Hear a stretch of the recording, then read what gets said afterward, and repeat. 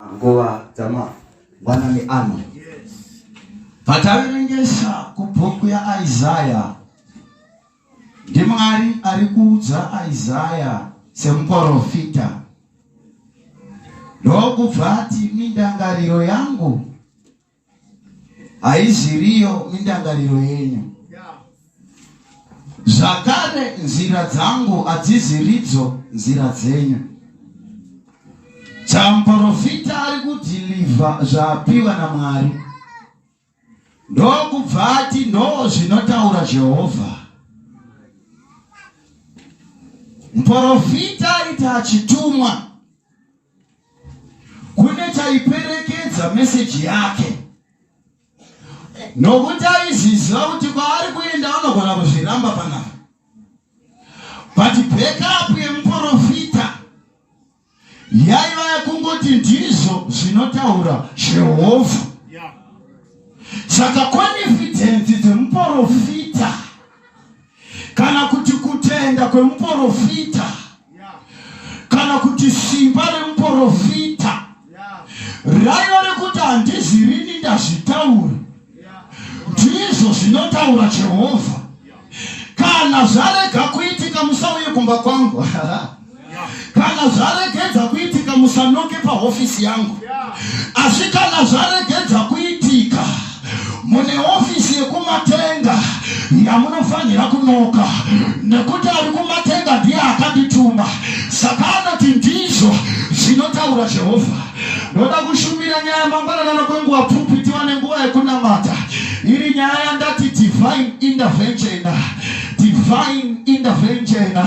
Kana denga rakupindira, kana denga ratenga nyaya yako, kana denga raita zvinhu zvarinoita, vanhu vanoplana, vanhu vanoita zvese, asi pane patinogumira panenge paakutoda denga. Vanawana namai mamakeup tingazore, nemaface powder tingazore, but pane pamwe paanogumira. Kana ipapo paanogumira unogona kutosvika mukuchembera. Iwe wakazora, iwe wakageza, ipapo pekuti wachembera hapachadi kuramba uchizora, hapachadi kuramba uchigeza. Pakuda imwe ruoko ruri nane, ruoko runonzi divine intervention. Irworwo ruoko irworwo, kana rwatopindura ruoko irworwo rune zvarinoita masikatana. Ndokubva Estere anzi chigeza mandarageza, ndokubva manasikana ageza maiwe zvanga. Pane chimwe chirevo chakatarwa, chirevo chekuti chigwa chakatarwa mumutemo chinoti ikudi. NdiMwari vakachitaura chirevo ichocho, vakati hakuna muHebheru anoroorwa nemuHedheni, asi ndokubva mambo Marisha vasvika pavanyora chimwe chirevo. Chirevo chavanyora this time chiri kuti hakuna muIjipita wese, muHebheru wese anofanira kufa, muHebheru ngaafe. Mwari ndokupinda mubhuku ravo, ndokuona pavakanyora kuti ndakanyora mutemo unorambidza muHedheni, unorambidza muHebheru kuti aroorwe nemuHebheru. Ndokubva Mwari vati ndoita sei? Vakati mutemo unochorwa, vakati mutemo ngauchorwe kuti ndisevhe mweya. Ndokubva rimwe ramazuva Jesu aona munhu airwara, akabva akanyadhaka rake pasi, akakanyadhaka iri Sabata, zvikanzi vaFarisei. Ndokubva vaenda kuna Kirisita, zvikanzi hahutye Mwari sei, nekuti nhasi Sabata. Sabata haibvumirwe kubata dhaka, Sabata haibvumirwe kubata. Let me tell you, vanhu vekuchechi kwako vanokoshesa Sabata, kwete zvekuti uri kurwara. Vanhu vekuchechi kwako vanokoshesa Sabbath day, kwete zvekuti wakachomoka, kwete zvekuti wakadzima basa. Vari kutokoshesa Sabata, asi mutezo uchirwara. Ndinofara naKirisita nekuti akauya kutyora mutemo. Pane zvaunofanira kutyora kuti zvimwe zvinhu zviitike. zaunofanira kuvhuna kuti zvimwe zvinhu zviitike. Ndokubva Kristu apinda mumutemo waMozisi akati, sorry Mozisi we, ndakambokuti nyora but hauna kusevha upenyu. Ndokubva Kristu atarisa pamaFarisei zvikanzi, nhai vakomana, ndiani munhu angati aine nzombe yake yowira mugomba nezuva reSabata oirega iri mugomba? Ndokubva abvunza mubvunzo zvikanzi, chii chakakosha, kaSabata kana upenyu? Chii chakakosha, Sabata kana upenyu? Zvikanzi naJesu, kana manditaka arume nditakirei Sabata, but I have come to serve the world. Ndakauya kuzodzikinura nyika, ndakauya kuzoporesa nyika.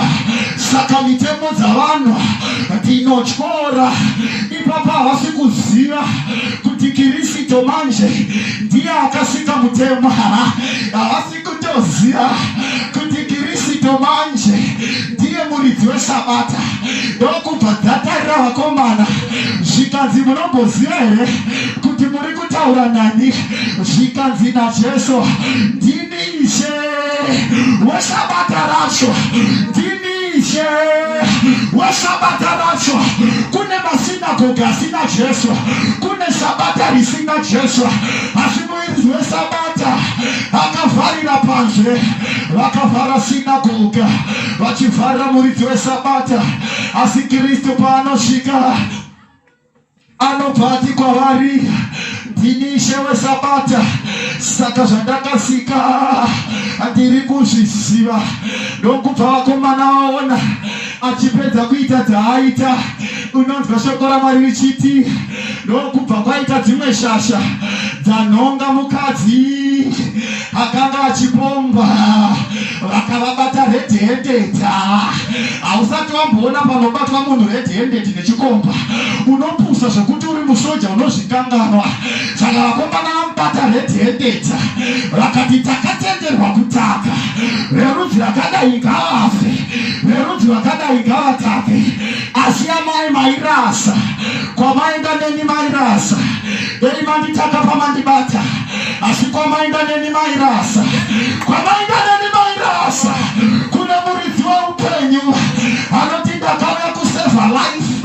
Vakomana ndokuenda vachifara. Vakati, Mozisi akatitendera kutaka, saka isu ngatitakei. Ndokubva mukomana ati, handidi kutaura nemi. Ndokubva mukomana atanga kunyora.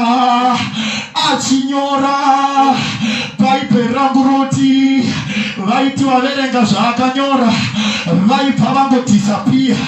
Averenga zvaakanyora aibva angodhisapia. Ndiri kungofungira kuti Mwari vaiti ndozvizwa kuti muri yereta, asi ndine dzenyu dzamusandisati ndafumura.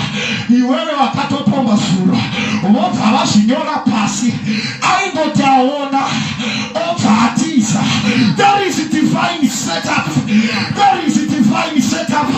Gore rina hutakike nematombo, gore rina hutakike nematombo. Pane ruoko ruchakunyora, pane ruoko rwenyasha ruchakunyora. Estere ndokubva asimuka, yakadebonde katakata.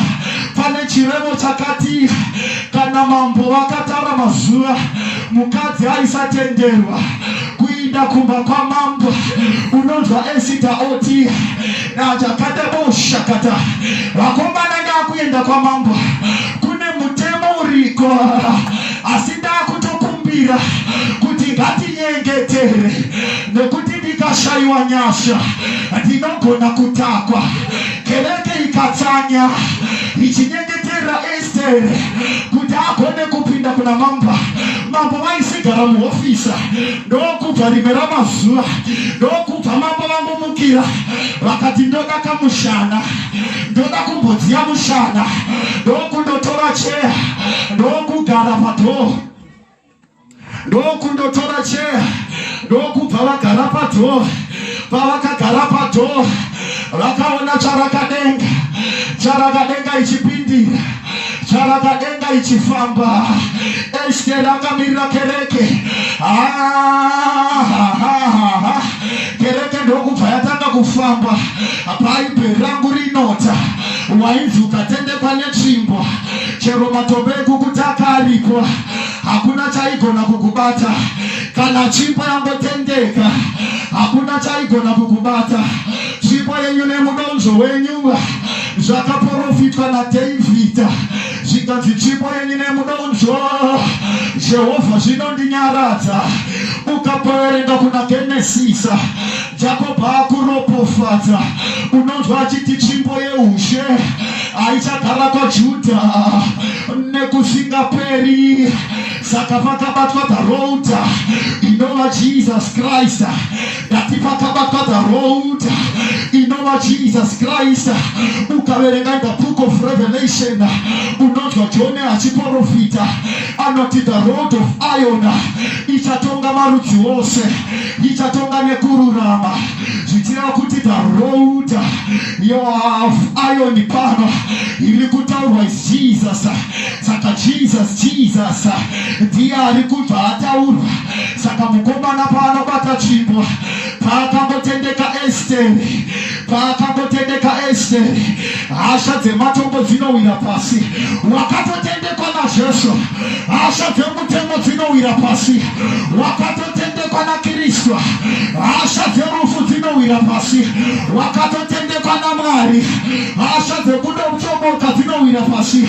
Wakatendekwa naMwari hasha dzezvirwere dzisingarapike zvinowira pasi. Wakatotendekwa naJesu hasha dzeurombe dzinowira pasi. Paakatendeka Esteri zvikanzi chiuya kuno anobva apinda mukati, anopinda muimba yemukati. Ndinotaura nyasha, ndinokupinza kuimba yemukati. Ndinotaura nyasha, ndinokuendesa kuhoroforisa. Ndinotaura nyasha, ndinokufambisa pausati wakambofamba. Ndinokugarisa pausati wakambogara. Ndinokuitira zvausingafungire nekuti ndiJehovha anozviita. Ndokubva Esteri atouya akatanga kutaura manje. Unongoziva vana mai vane kaswiti tanga. Vana mai vane kaswiti tanga.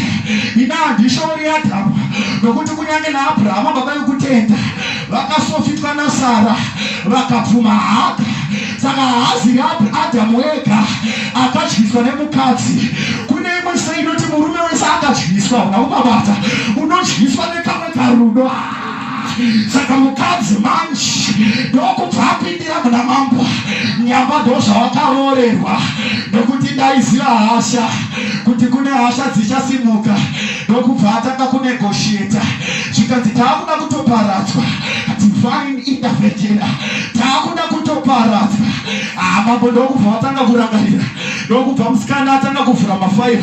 Ndokubva mambo arangarira kuti kune imwe shasha yakavasevha pakufa. Havana kuzofa asi havana kumuitira zvakanaka. Kune mabhuku emakoronike anofanira kuvhurwa masikati ano. Bhuku dzamakoronike ngadzivhurwe masikati ano. Sei mwana wako achikanganwa kuti maitengesa zvinhu kuti mwana wako aende kuchikoro. Kune hasha dzinokanganwisa zvekuti mwana kungoroora utokanganwa. Ndoda kuti uone nekuti Bhaibheri rinota kana murume unonzwa bhuku richiti murume achabva kuhama dzake. Asi mukatarisa fizikali anotuta mabhegi asi murume, anotuta mabhegi mukadzi onogara kumurume. Asi ukaverenga Bhaibheri rako pakanyorwa pachinzi murume achabva kuhama dzake. Zvichireva kuti kana murume angoroora anotobva kuhama dzake. Munenge vakagara muraini rimwe chete but anorumuka. Pane chinonzi kereke chakarumura Jesu kuna Mwari. Unakupabata ngati pane chinonzi kereke chakarumura Jesu pana Mwari. Aka chakamurumura pana Mwari, chakamurumura pana Mwari. Chinonzi kereke ndicho chakarumura Kristu. Unonzwa Kristu oti my secret unto the church. What the Bible wrote, that which was hid read from generation to generation, it has been revealed unto you. Zvitira kuti Moses haana kuona nyasha idzi. Zvitira kuti vatumwa havana kuona nyasha idzi, but nyasha idzi dzakazikanwa kuchechi. Unonzwa shoko raMwari richiti, unonzwa Mwari achitanangura, Jesu achinda kuenda, ndinokupa izvi. Ukaipinda muna Hebrews, unonzwa Hebrew achitanangura achiti, imimi kereke muchatonga ngirozi. Baiwe zvangu, imimi kereke mune simba riri nane kupinda ngirozi. Wozonzwa Paulo oti, he made angels ministering spirits. Asi tine vari muno vanonamata ngirozi nekuti hauzive kuti ngirozi muranda wako.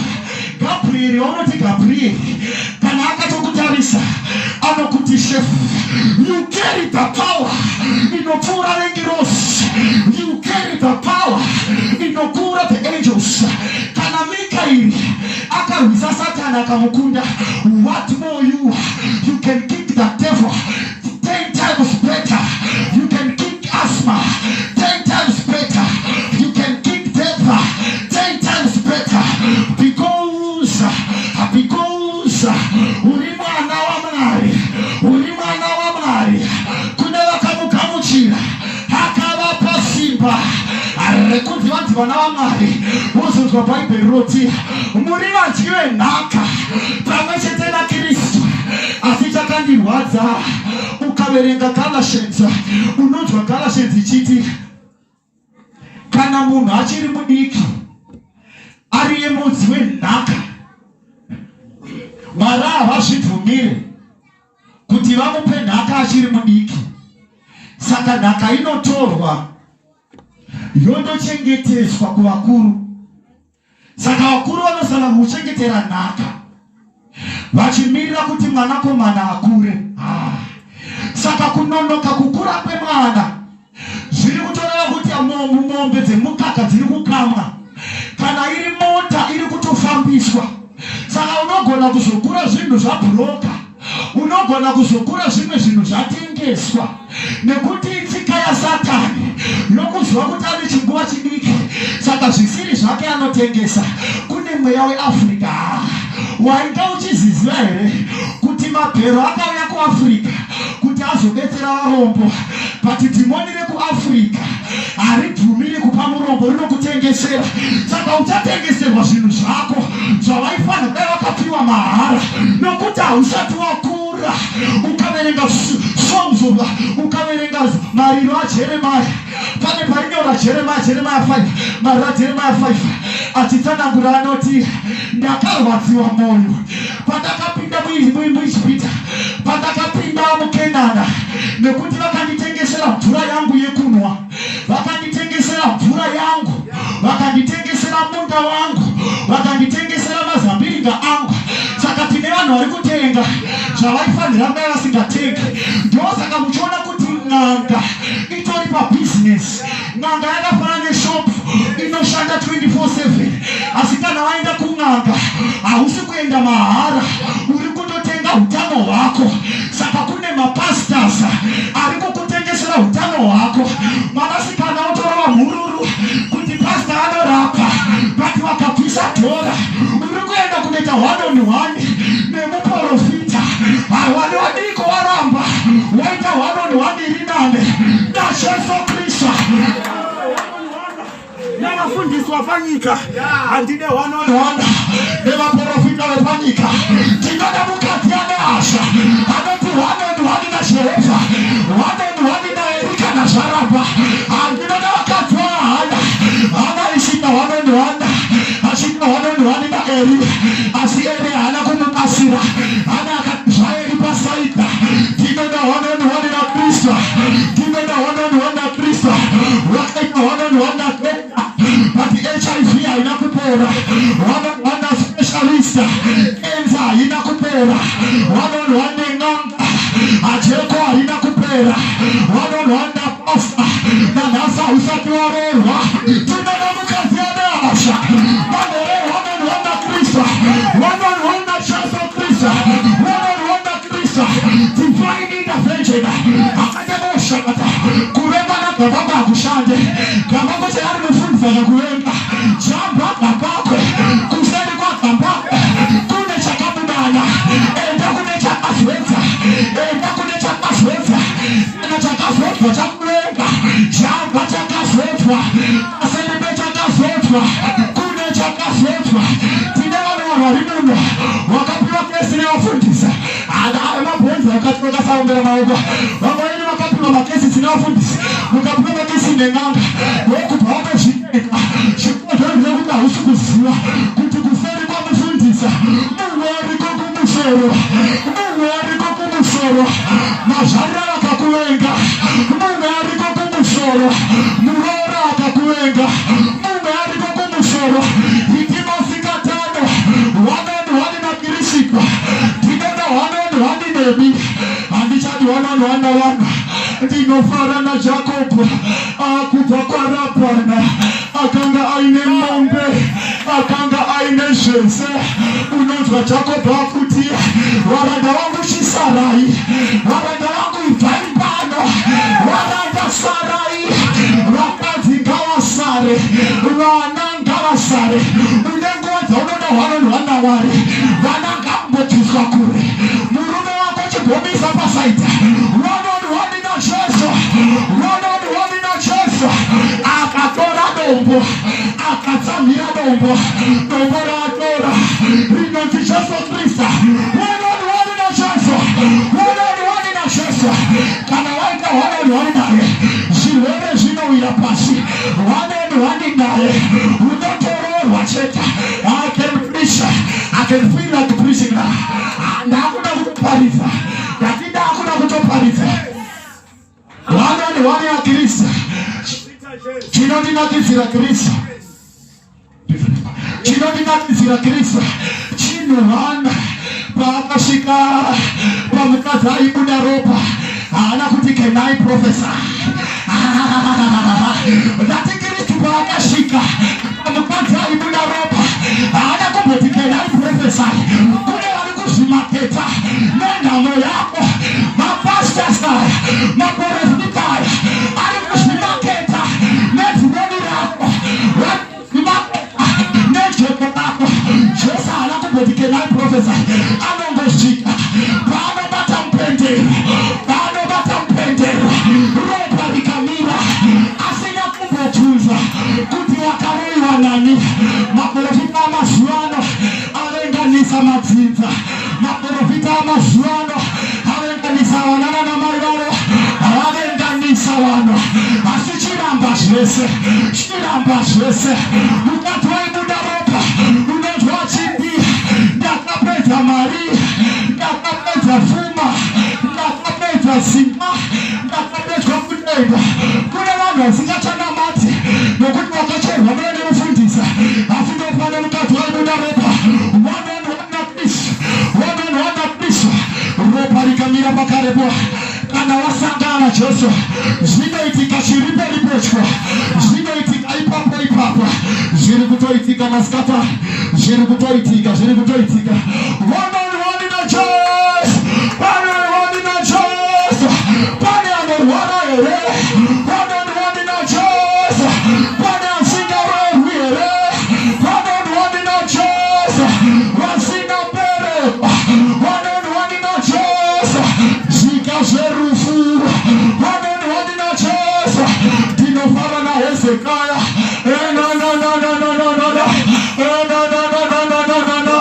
muprofita atuma ndokutati kuna Hezekaya kuvanhaka Hezekaya anoramba akati ndakushamba Isaya kuseri kwaIsaya kuna vari vaIsaya wanonwani naJesu haugovi nhaka dzako hausakuwakufa muprofita wako akati ndinoona kumba ikusandinyepe kuseri kwako kune anovhara makomba kuseri kwako kune anovhara makomba onzwa Isaya kuti anoenzanisa zvisina kuenzana anoenzanisa pasina kururama Mwari ngaatasure marriage yako pane vamarriage akapenda Jehovha tasura iyi pane neutano hwakapenda Jehovha Surai, Ruda Husina Kwenzana, Jehovah, Jehovah, one on one in Asikata,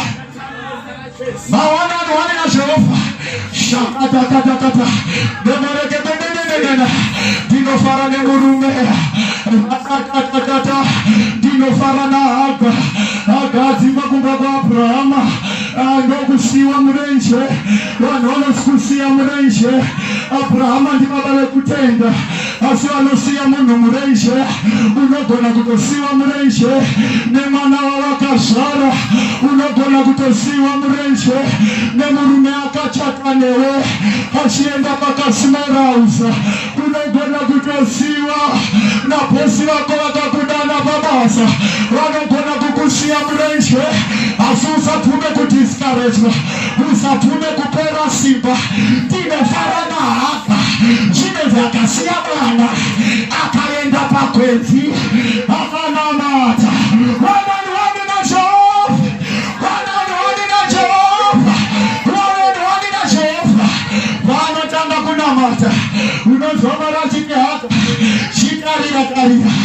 Shitarira Tarina, Mutuma Mtura Waburuka, Mutuma Waburuka, Tina Jehovah Lotumatuma, Tina Jehovah Lotumatuma, Doshi Swaku to Akawa Merwa, Doshi Swaku to Rimukwenga, Azipana Mutuma Mtura, Panematina Akutoshewa, just on the I am the living waters, Anoma Mtura, Azo Jusen Yota, Ukama Vuatema Pasta, Lona Yota, Pura Temere, Toku Kisanyota, Tina Peta Water, living waters, one on one Jehovah, and not I am the bread of life, Amina Nianon teacher, also Jesus, Kana Water Kirisito, also Jesus, divine intervention, divine intervention, Wana Peter Wasunga, Kereke Inotati, Akamurara Tinorara, Asibete Nakutipita Wasunga,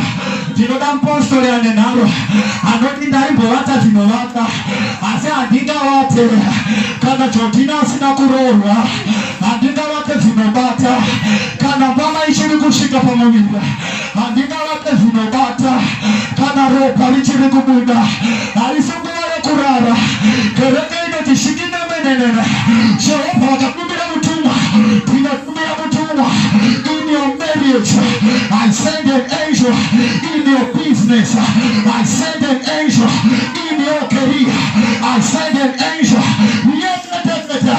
Kinozia Jehovah, Itaenda mbele kwako.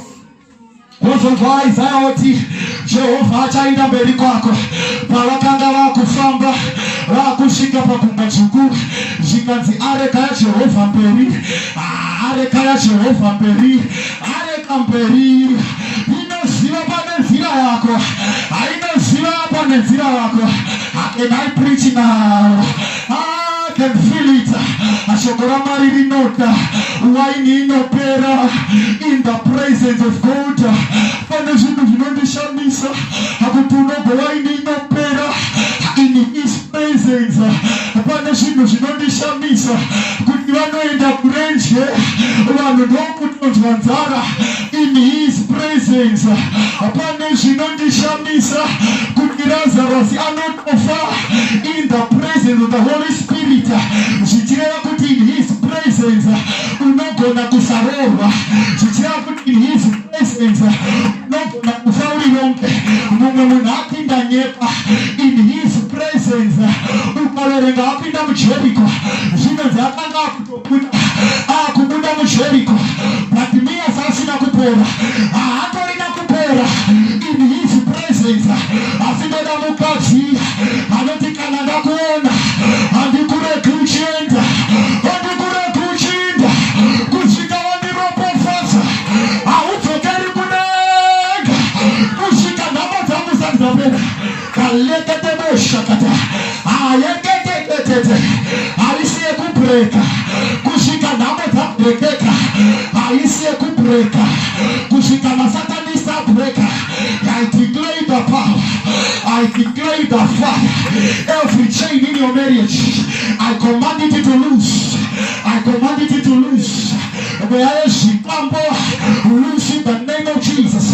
Pawakagara ipapo uchatanga kuzwa moto uchino breka muimbo wekuti kodunota mweya unoona paunofamba napo, mweya ngaone pane vanorwara vari pana, mweya ngaungoona kuti pana mai vane asma, mweya ngaungoona mhandara ine jeko, mweya ngaungoona vakanza urohwe. Pavakagara ipapa ucharidzwa befire, ucharidzwa befire. I have gifts now. Pane zvipo zvaburuka ndatisa zvisino ndakaiona. Pane vaprofita vachapiwa nyasha. Pavakagara ipapa uchatanga kudya magetsi, uchatanga kudya magetsi nekuti mweya wedenga vakutoona paunofamba napo, vakutoona paunofamba napo. Nesuro ndakarara shakadabadonda ayayaya ndakanzwa Mwari vachita causing a revolution in that in Zimbabwe. Kune mabhana ari kusimuka, kune vaprofita ari kusimuka, vamakaona hamuna zvamakaona, kune mamighty women ari kusimuka, vamakanzwa hamuna zvamakanzwa. Mwari akatitarira zviri kuitika, vachabva Nigeria kuzototsvaka kunokwa nekuti Mwari ari kuzvika pawakagara ipapo. You might be one of them. Saka there is the penetration. Ndinongoti Mwari zvamakange matibva zviya, Jehovha zvandakaona zviya, ndozviziva kuti pakasviba. Mweya mutsvene ngaangoita order. Ndoziva kuti mune mamakeup makachena, mune masutu, asi Mweya mutsvene achangoita order. Uchangoridzwa simba, uchangogunwa nekuti Jehovha anosvita. Divine intervention, divine intervention. Mozisi anoraswa kurwizi, rwizi nayo rune makarwe akanananananana hutsinye huna Satana akaisa Mozisi mubasiketa. Ndoda kuti uone chinhu chisingakure chikaiswa mutsanga chinogona kutoafektika, life yacho chinogona kutoafektika, growth yacho, nekuti wakaenda musingakure. Asi kuna Mwari unonzwa kuti tswanda yakatanga kukura paikura Mozisi. Zvisingakure ngazvikure, zvisina nzeve ngazvikure. Ukaiverenga zvakanaka unozwa Mwari akugadza in the book of Psalms. Anoti nhaiwe Israeri, hembe dzako hadzina kubvaruka, shangu dzako dzaikura. Vana vavana namai, kune nyasha dzinokurisa, hembe dzaikura. There is a Zoe life. Kune yatinoti Zoe. Zoe haina yekuti wakatyorwa mutezo, Zoe haina yekuti gumbo rako rakatyoka, Zoe haina yekuti nzeve yakanzi haizwe. Inokudza zvisingakure. Ndiri kutodzitenda nyasha, ndiri kutodzitenda nyasha, ndichindopedzisa divine intervention. Mvura Mwari ndokuudza Noa akati Noa akareka nekuti mvura yakuda kunaya. Noa ndokuakareka, Noa ndokuakareka. Jehovha apedza zvikanzi naJehovha, iwewe Noa hauziwe unovhara, Noa areka hauziwe unovhara, Noa areka. Nekuti Mwari vanetsika nekuti pavavhara hapana anovhura. Vamwe mamereji enyu ari kunetsa nekuti makavhurwa nemadzipete, akavhurwa natete, vanoramba vachikuyeuchidza. Asi tinofara naJesu, unozwa wati kunapita nyama kana ropa, nyama kana ropa hazvina kukuzarurira. Ndiri kuda munana wausingazarurwe napasta wako, munana wasingazarurirwe nemunhu. Connecta munana unovhurwa naKristu. Divine intervention. Achipedza kuvakareka ndokubva Mwari avhara, ndokubva ati Noa, mvura yakuchitonaya kalaboshakata, mvura yakuchitonaya. Asi muareka makapinda mhuka dzese, makapinda mosquito muareka, makapinda mwere, makapinda marova mbira, makapinda zvinyavada, asikana tamu areka musikito aitumitswe kukukonzeresa malawi amaukubata katikana tamu areka musikito aitumitswe kukukonzeresa malawi kana tamu areka shuma sinezwa nomba yakamira pano masikata ulimu areka inonzi Kristu varoigara pedyo nomba varoigara pedyo nomba. In the name of Jesus. Rakadakadakada. Unozodwa kuprofita. Achiporta kuya kwa Jesu. Unozodwa chiti mwanawe tumbi. Uchatamba ne muchechi. Uzodwa oti mwanawe shumba. Uchatari sana. Ne mombe. Chichira kuti in the ark. Kunyange muro yakauya muchechi. Ahatumizwe kukuroya. Nekuti tirimo areka. Kunyange pambi zikauya muchechi. Azitumizwe kutora murume wako. Nekuti mu areka. Munopedzwa nomba. Tinopedza dhara yechipambi. Dhara yecorruption. I declare to end right now. Right now. Right now. Right now. Right now. Zvausingagoni kuregedza. Uri kutozvigona pasezvisina. Kana tapinda muareka. Dhara yezviti. Dhara yechivi inopera. Ndomubva Mwari ati mvura yakunaya. Chibata manzwi. Mwari ati mvura yakunaya. Asi munana wekumunana mukuru ndewe kuti mvura inaye. Nekuti mvura ikasanaya areka haigoni kusimuka.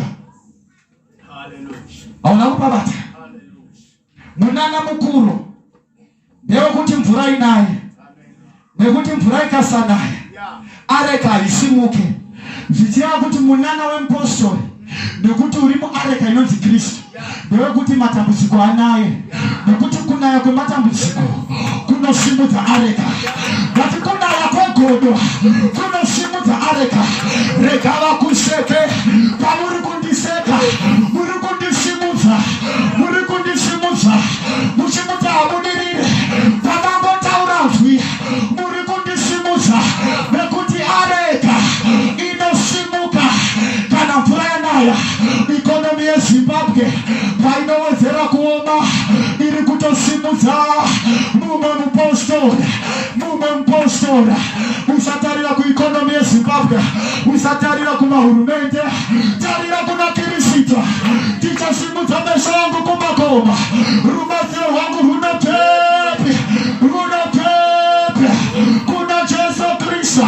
Kana moyo wangu waziya. Ndipereketei kudombo. Rakakura kundidarika. Ndauya kukuperekedza. Nekameri chikasingafamba.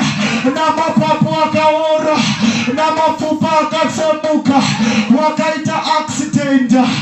Musana wakarwadza. Kana moyo ukaziya. Musagara neni pasi. Ndiperekedzei kudombo. Ndiperekedzei kudombo. Kana ndine nzara. Musagara neni pasi. Ndiperekedzei kudombo. Kana ndine nyota. Musagara neni pasi. Ndiperekedzei kudombo. Ndatoya masikatano samuranda waJehovha. Mwari wangu ndozviziva kuti pane vari pano vasingarorwi. Mwari wangu ndozviziva kuti kune vakasungirwa madestiny. Mwari wangu ndozviziva kuti kune vakasaboteshwa. Ndavaperekedza kudombo. Ndavaperekedza kudombo. Dombo ngaribude mvura. Dombo ngaribude mvura. Kune vakutotanga kunwa mvura yechiprofita. Dombo ngaribude mvura. Mvura inorapa malaria. Dombo ngaribude mvura. Mvura inopa promotions. Dombo ngaribude mvura. Mvura inorapa zvisingarapiki. I can feel the power. I can feel the power. Kune mvura yakuyerera with your package. I can see billions. Kune mabillionaires achasimuka muguta reruchekwa. I can see grace raising somebody. Kune business woman anosimudzwa naJehovha. Dombo ngariere taka business kasingafambi. Mvura ngaiere. I declare water. I declare water. The living waters. The living waters. Get ready for a miracle. Get ready for a miracle. Divine innovation. Haurambi wakasungwa. Chama hata hakalipwa. Kana takukanda mushumba. Shumba katika kuche divine intervention kana takukanda mumoto moto ungakupisa divine intervention kana takuisa pagungwa unopfuura nekuta anofura nzira pasina nzira divine intervention Jorodani zara hako Jorodani divine intervention Goliath popota asikune chinonza divine intervention waroiro yai endai mutotora zvikwambo endai mutotora makona asikune chinonzia divine intervention pane vari kuita mari nekuda kwevana vako pane vari kuita mari nekuda kwenhamo yako asi masikatana divine intervention kune vari kumultiply nguruve dzavo dzino multiply hero kata region aipenga achipengeswa nevanhu Jesu paanosvika anoti dhimoni kunguruve divine intervention madhimoni ngazvitobude zvishi handati zvikwambo ngazvibude chinda kunguruve kune vakakuroya ikoko divine intervention vakatumira zvikwambo divine intervention achera gomba ngawire mugomba gada chitosimuka mupostori get ready divine intervention anopindira muchere remeriage yako muchere anopindira divine intervention oh no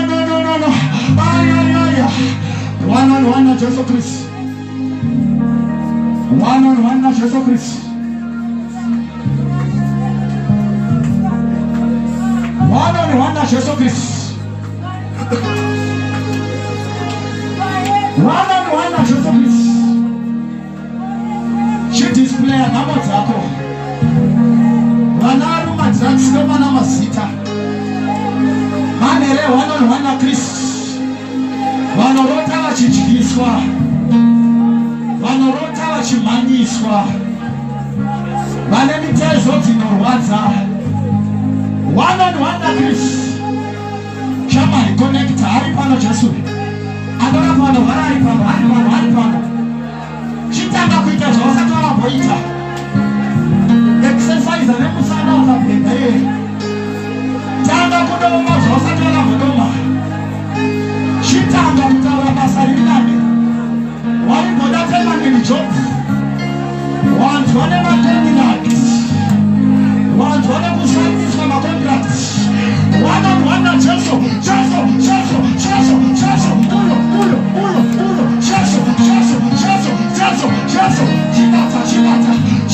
chibata vakatsikiriwa vavatomukutsikiriwa vasingarohwi tinovapa varume vakarambwa dzokera kumurume wako chizvaro chakazvarwa yakatakata mamiscarriage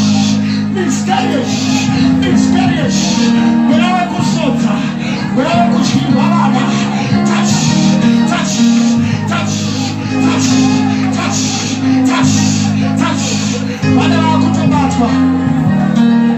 vane vari kutobatwa divine intervention divine supernatural power the supernatural glory the supernatural power hey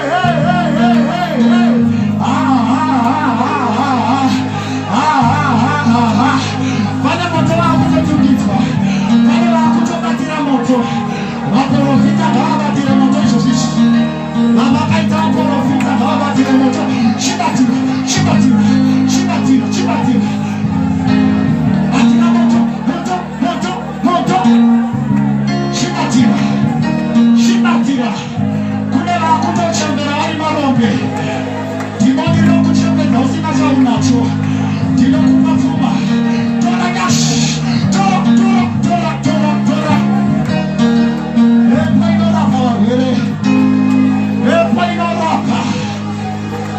praise the Lord.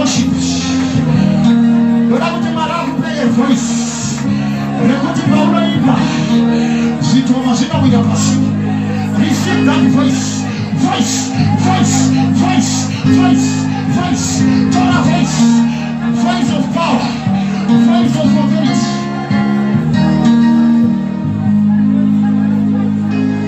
Natendera mwamuchene. Kutasa kuno neta hii. Nekuna kwenye ground yetu ya kashiba. Last Sunday ndakandu wa tichi. Sana wotendera mwamuchene mutaite ota. Wakana walipana last Sunday wakashibona. Shapada katakata. Aukai nikumbane shina. Asipane chakuto mfuru in your life. Pane chakuto mfuru. What is this? Cheko, timone cheko. Kune mebea kufamba kumashureko. Kuiasha una ribakisi newe. Unaona kumbobatwa batao. Pane mebea Pane mebea sima. Na infa glory ya Maria kutokuruka. Gote kwa inora kutosatwa ishishi. Gote kwa inora kutosatwa. Round to connect.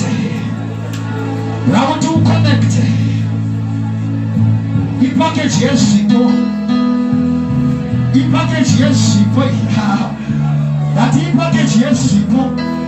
Sipo. Chero wakatara ipapo. Chipo chako kutofunguliwa. Chipo. Chitaunganeti mincha. Chitaunganeti.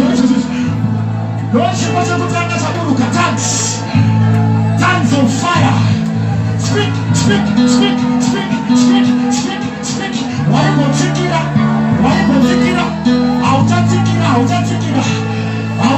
Hautatikira. Kana zvakubata. Usagara nemunhu akapenda takura. Nekuti zvinhu ngaramukurira. Touch.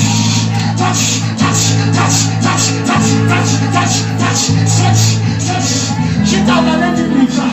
Taura nadzo. Pentecostal. I can see a revival in Lucheko. I'm seeing a revival in colleges. Revival in universities.